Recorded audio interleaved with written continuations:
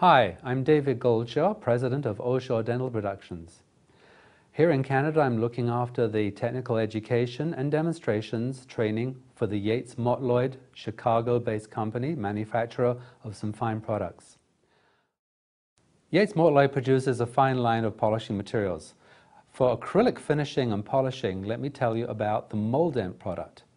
This is again to use removing all the scratches and then prior to the final luster. The first product we're going to be using is the Moldent Buffing Agent.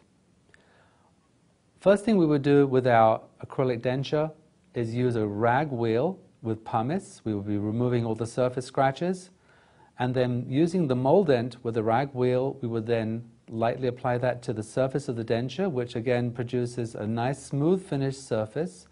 And then finally, with a nice smooth buff wheel, we then go to our Dual-Lustre. This produces a very high shine, perfect for our acrylic.